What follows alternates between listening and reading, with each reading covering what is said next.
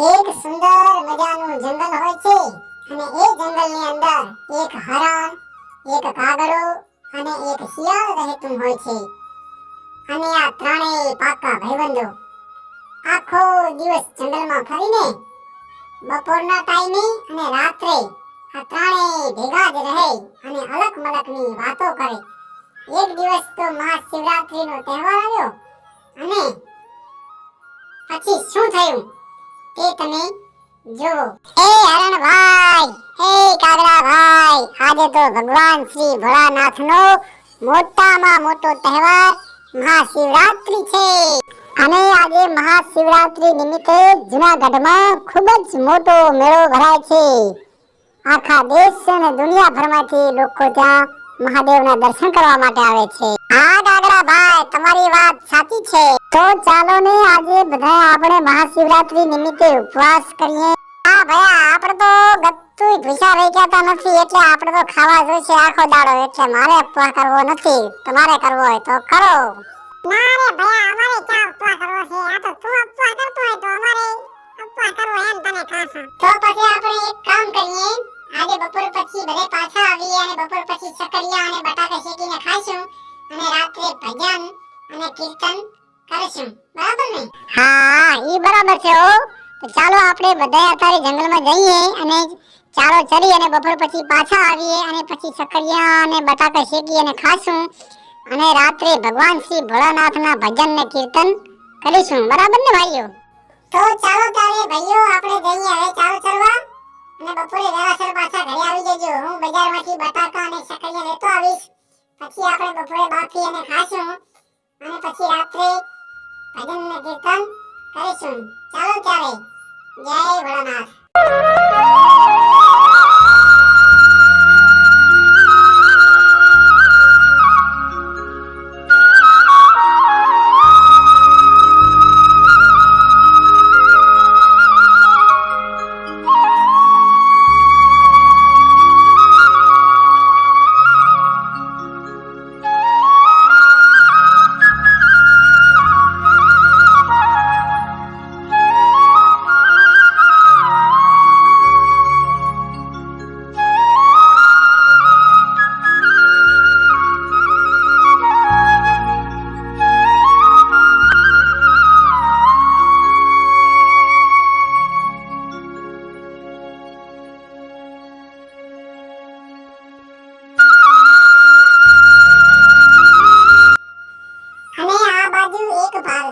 પશુ પક્ષીઓને ફસાવવા માટેની જાળી લઈ અને જંગલ બાજુ જવા માટે નીકળ્યો.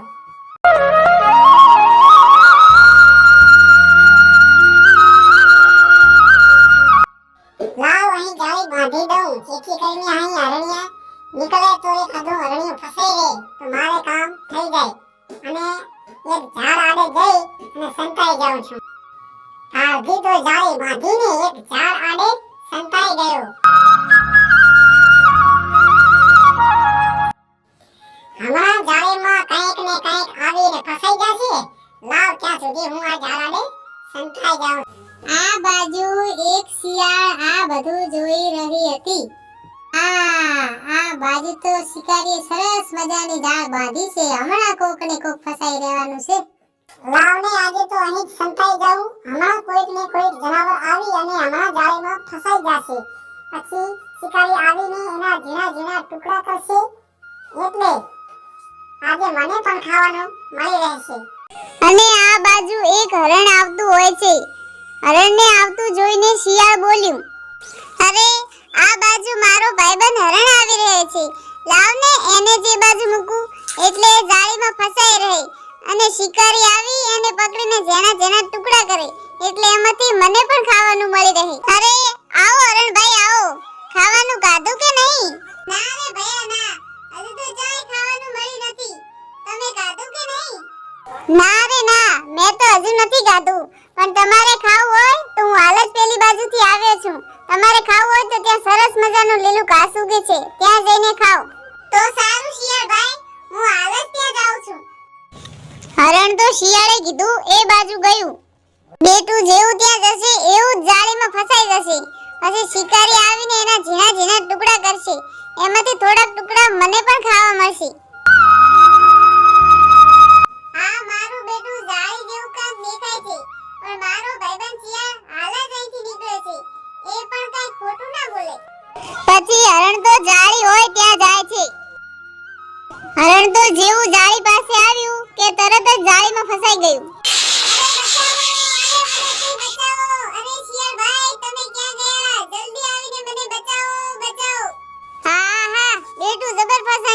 હમણે શિકારી આવશે અને એના ઝીણા ઝીણા ટુકડા કરશે અને એમાંથી મને પણ ખાવા મળશે.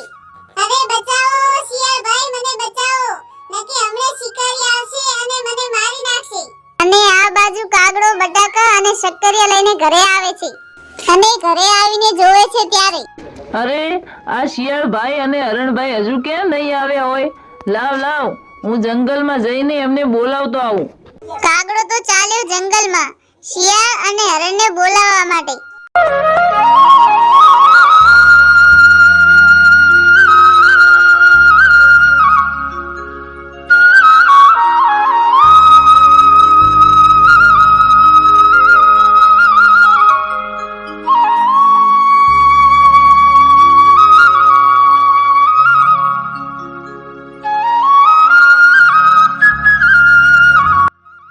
જંગલમાં આવીને ચારે બાજુ નજર કરે છે.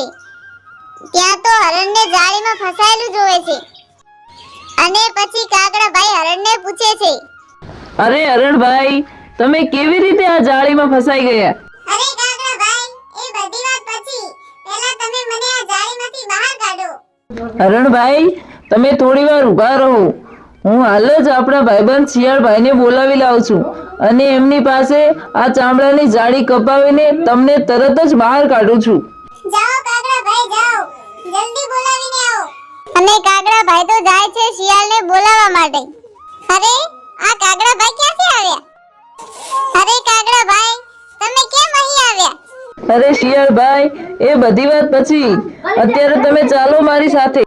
કેમ આટલી ઉતાવળ કરો છો? શું થયું કાગડા ભાઈ? અરે આપણો ભાઈબંધ હરણ એક શિકારીની જાળીમાં ફસાઈ ગયો છે. તમે જલ્દીથી ચાલો અને એ ચામડાની જાળીને કાપી તેને જલ્દીથી બહાર કાઢો.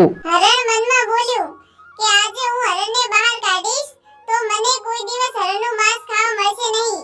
એટલે લાવ, હું કંઈક આઈડિયા કરીને કાગડા ભાઈને ના પાડી દઉં છું. હવે જલ્દી ચાલો શિયાળભાઈ, હવે શા માટે વાર કરો છો?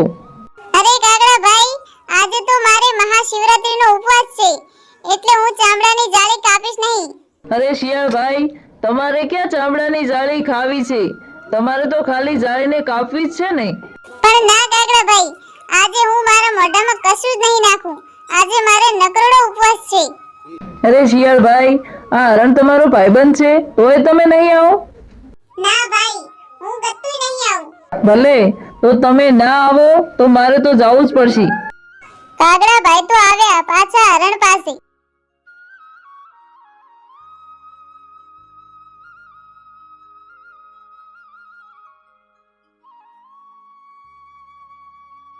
અરે કાગડા ભાઈ, કેમ થયું? શિયાળ ભાઈ આવે છે કે નથી આવતા? ના હરણભાઈ, શિયાળભાઈ ના આવ્યા. કેમ ના આવ્યા? અરે શિયાળભાઈ તો એમ કહે છે કે મારે ઉપવાસ છે એટલે હું ચામડાની જાળી નહીં કાપું. તો કાગડા ભાઈ, હવે તમે જ મને કંઈક આઈડિયા કરીને બહાર કાઢો. હવે હરણભાઈ, હું તમને જેમ કહું એમ તમે કરો. હા કાગડા ભાઈ, તમે જલ્દી બોલો, મારે શું કરવાનું છે? હરણભાઈ, તમારે મરી ગયા હોય એમ ઢોંગ કરીને પડી રહેવાનું. પછી શિકારી આવશે એટલે એને એમ થશે કે હરણ મરી ગયું લાગે છે, એટલે એ જાળી કાપી નાખશે. પછી હું કા કા કરું એટલે તમારે ઉઠીને ભાગી જવાનું. હા કાગડા ભાઈ, તમે જેમ કહો છો હું એમ જ કરીશ. હવે જાળીમાં એક હરણ આવીને ફસાઈ ગયું લાગે છે. લાવ, જલ્દીથી જઈને એના ટુકડે ટુકડા કરી નાખું. હરણભાઈ, હવે જલ્દી મરી ગયા હોય એવા ઢોંગ કરીને પડ્યા રહેજો. શિકારી આ બાજુ આવી રહ્યો છે. હા ભાઈ, હું એમ જ પડ્યો છું. શિકારીને આવતો જોઈને શિયાળ તો હરણનું માંસ ખાવા માટે નજીક આવી ગયું. શિકારી તો હરણની પાસે આવે છે. હરણને ચૂપચાપ પડેલું જોઈને એને એમ થયું કે હરણ મરી ગયું લાગે છે, એટલે એને જાળી કાપીને એક બાજુ લઈ લીધી અને જેવી જાળી સાઈડમાં મૂકી એવો તરત જ કાગડો બોલ્યો, ભાગો હરણભાઈ ભાગો, જલ્દીથી ભાગો.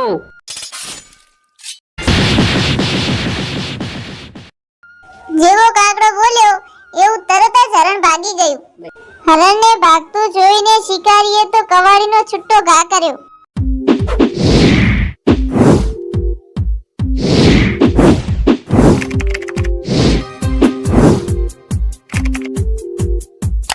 કવાડી હરણને તો ના વાગી, પણ હરણને ખાવા સંતાઈને બેઠેલા શિયાળની કાંધમાં વાગી અને ડોકું શરીરથી અલગ થઈ ગયું.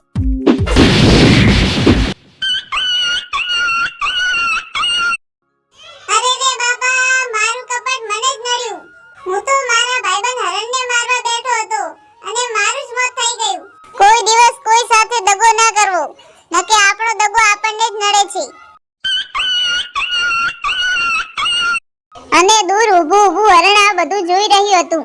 તો તમે જોયું ને દોસ્તો, કૂડ કપટનું પરિણામ. અને ત્યારથી જે કહેવત છે ને કે શિયાળભાઈ શિવરાત્રી ભૂખ્યા રહ્યા અને ના તોડી ચામડાની જાળી અને પછી કાંધમાં ગાધી કવાડી. ઓમ નમઃ શિવાય, જય ભોલેનાથ.